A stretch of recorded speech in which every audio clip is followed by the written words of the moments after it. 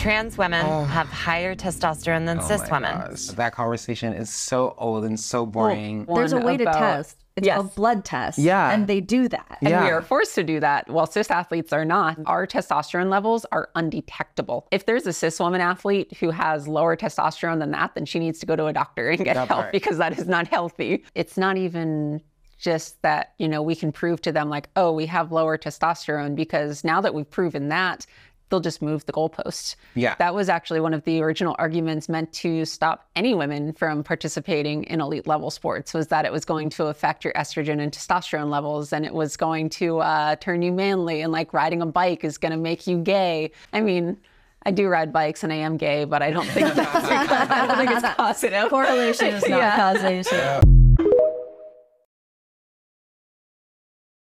If you haven't heard, Minnesota is getting a new flag because our old flag is kind of racist. So they asked the people of Minnesota for submissions, and the people of Minnesota did not disappoint. Here are some of my favorites. So these are all from this NPR news article. There's more, and you can go and check them out online. This one seems to be the front runner.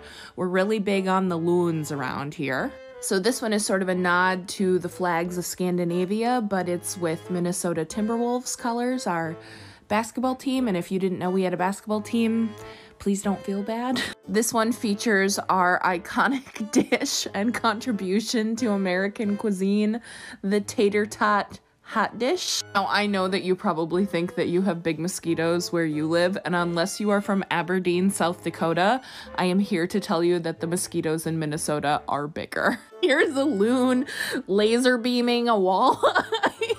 This one's really cute. It's like a stylized Minnesota as a bobber. There are more serious designs. This one I personally really like. This one is also popular, and I've been seeing this one around a lot. But it would be so good if we went with this one.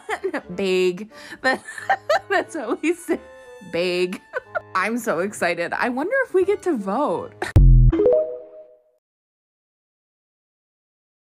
I am boycotting Starbucks, but I crave the sugar cookie latte that they have for the holiday season, so I'm gonna make it myself. We're gonna start off by making the sugar cookie syrup, which seems simple enough. We need half a cup of sugar, a tablespoon of brown sugar, and half a cup of water. The extracts are where you get the sugar cookie taste from, so for the extracts you will need 2 teaspoons of vanilla extract, 1 teaspoon of butter extract. You can get this off of Amazon for like $3, and then like a teaspoon of almond extract. I have a half teaspoon measuring cup, so I'm just gonna measure this out and I'll be right back. Once you've added all of your ingredients, you're gonna bring it to a boil on the stove, and then you mix until it's all combined and syrupy. Yeah, that looks good enough. Once your syrup is all like syrupy, you're just gonna put it in a jar. This is just like an old coffee jar I had. It's reversed, but you get the point. Okay, and now that you have the syrup, you can make the drink. So for this, you need 2 shots of espresso. I bought this cup before the boycott, by the way. Like 2 tablespoons of your sugar cookie syrup. Milk of choice. I'm using oat milk. And this is optional, but I want cold foam. And the recipe for cold foam is actually pretty easy. You just need heavy whipping cream and also the syrup. And then with an electric mixer, you mix this up until it doubles in size. Yeah, this is good. And we're just gonna pour it over the top like that. That is beautiful. For the final touch, you don't have to do this if you don't want to, but I got the red and green sugar cookie sprinkles that they put on the Starbucks drink, just to make this as one-to-one with Starbucks as possible. Just gonna go crazy, I guess. Guys, I cannot tell a lie here. I think I did a very good job. And now we're gonna taste test. Bro, that's actually crazy. Don't go to Starbucks. Fuck that. Make this instead. And the best part is there is no blood in my drink. Hear that they bombed another school in Gaza and the death toll has surpassed 10,000 now? I don't know. I'm just really scared to go outside. What's going on outside? I don't know. It just got me thinking, like, would you hide me? I'm sorry, why are we making, like, hypothetical situations up right now? Do you like my Halloween costume? I thought you were scared of going outside.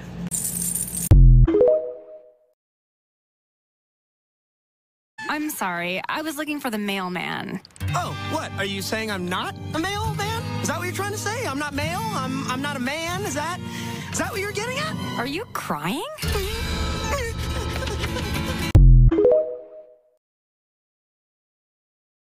Two main reasons. One, because I'm a recognizably Jewish creator, but two, and much more importantly, is that I'm a recognizably Israeli creator. I asked to do this. I've never seen a Russian American accosted by complete strangers demanding that they proclaim their support for Ukraine. I've never seen someone from Azerbaijan being asked to justify the murder and displacement of Armenians. So one of the reasons I've never really responded to the hundreds and hundreds of questions I get about this topic is because I personally do not believe that Jews nor Israelis should be compelled to give their opinions on the conflict whenever asked. And since first, none of my content is at all related to the conflict, that means all of these questions that I get are purely because of who I am. So obviously, you can tell that that's Yuval, who I personally followed for a while and I enjoy a fair bit of his content. Is talked about how he doesn't answer questions about the Israeli occupation of Palestine because it's only asked to him because he's either Jewish or Israeli. So there are two issues I have with the video Yuval made.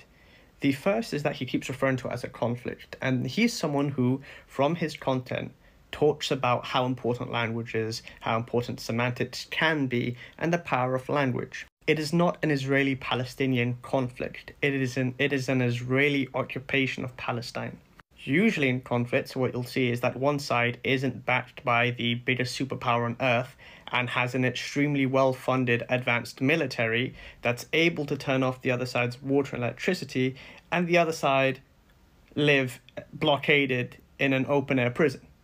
That is not a conflict between two powers. That is an occupation.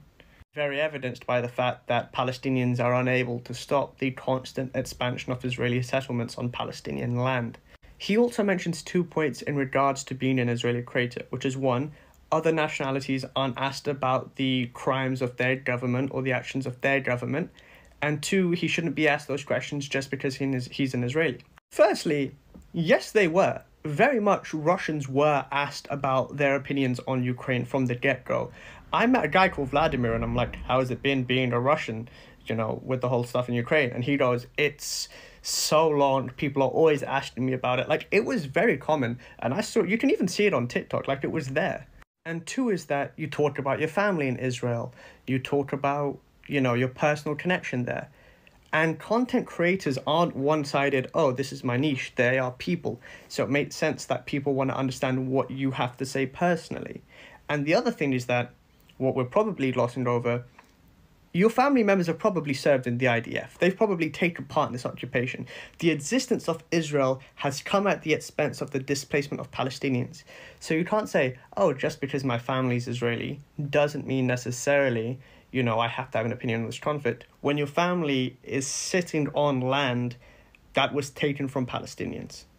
You cannot go to visit Israel once or twice a year and say that you have no position in everything that's going on when the place that you are sitting on was ethnically cleansed of Palestinians.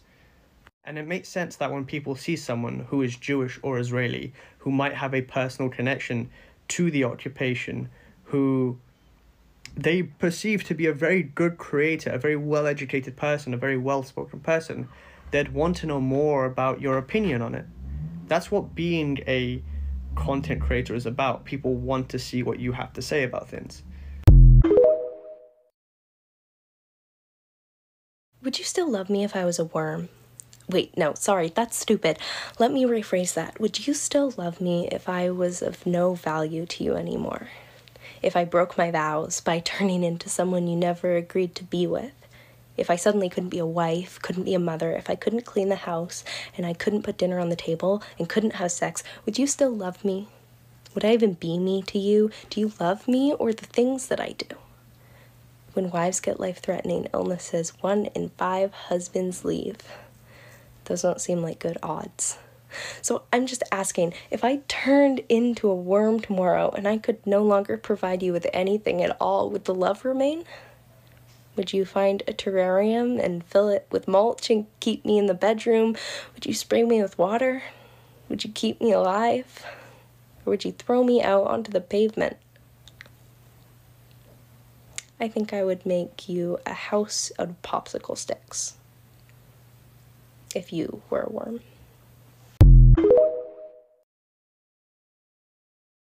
This is me when I think about all the atrocities committed by different governments.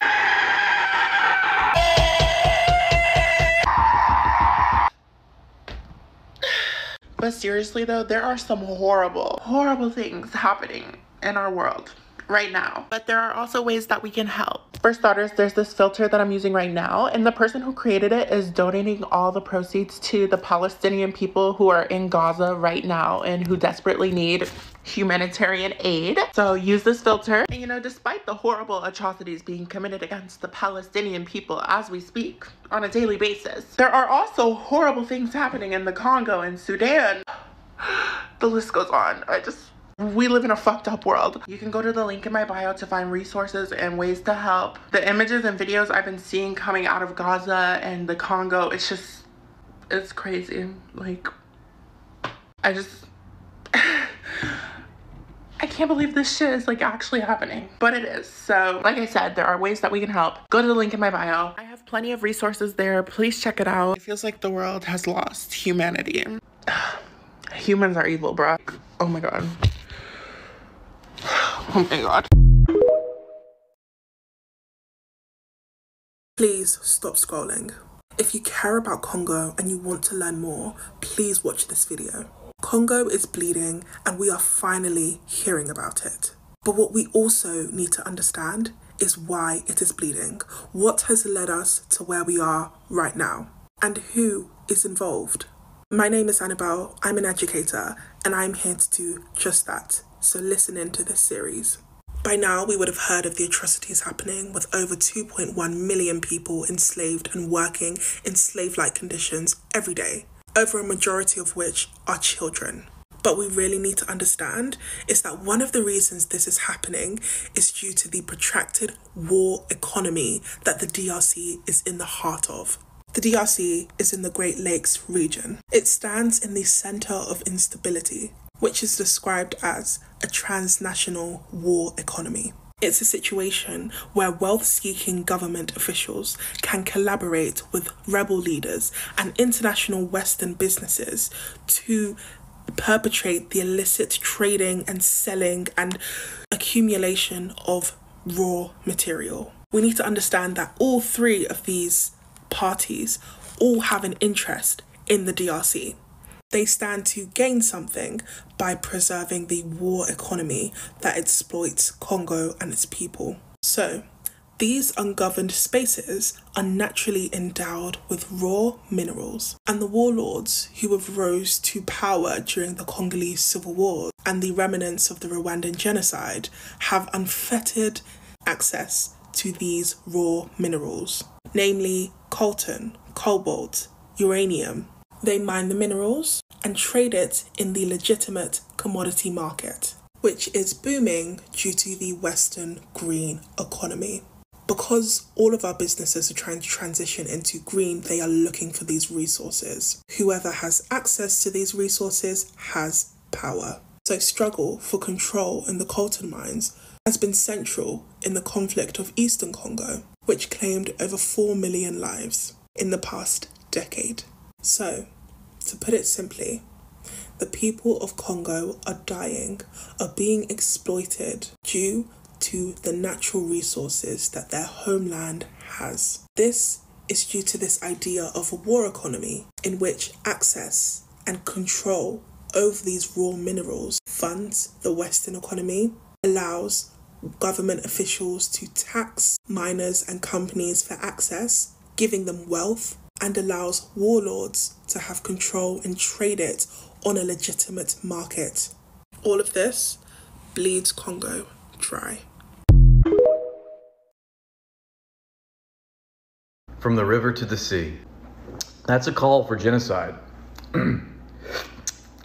No, it's not. It's an emancipatory slogan from the mouths of oppressed people. No, from the river to the sea, if you think about it, just means wiping out the state of Israel. That's genocide. I cannot think of anything more deeply unserious than hyper-focusing on interpreting the words of an emancipatory slogan uttered by oppressed people, while those same oppressed people in the material reality right now are being genocided. Liberal apologists such as yourself made the same case for wiping out the Native Americans in the 18th and 19th century. Liberals such as yourself would defend and did defend slavery in the 19th century. And this is where invariably every argument leads. The logical fallacy. Israel is doing it, therefore they have the right to do it. It is happening to Palestine, therefore Palestine deserves it. These people are currently being massacred, and you are denying even their words, even their declarations of freedom. Yeah, gee, I guess you're right. I never thought of it that way.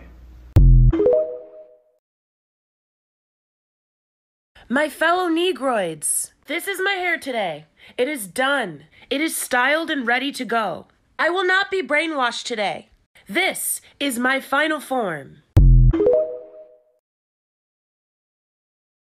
You are much more powerful than you think. Throughout the last month, I've seen a lot of people express that they're not doing enough for people in Palestine, that their donations are too small, that they're only reaching a small number of people, that they're unable to do as much as they would like to do. But I just want to remind you that every single step, every single portion is integral to reaching people. This is something that is true for all causes and issues, and I want you to be cognizant of that moving forward. Earlier this year, me and my friend Mercury Stardust raised $2 million for a trans healthcare organization called Point of Pride. Throughout the fundraiser, which was hosted on a TikTok live, we had over 20 million people visiting, tapping the screen, sharing resources, screenshotting, essentially getting our message out there. And because of that, we were able to raise $2 million in 30 hours. Additionally, in the last 24 hours, there was a creator who was using the Creativity Effect program to raise funds for Palestine. You've probably seen the little watermelon filter on here. This is it. Right here. This is all you have to do. And as of the time that I'm filming this video, there have been around 350,000 people that have used this filter.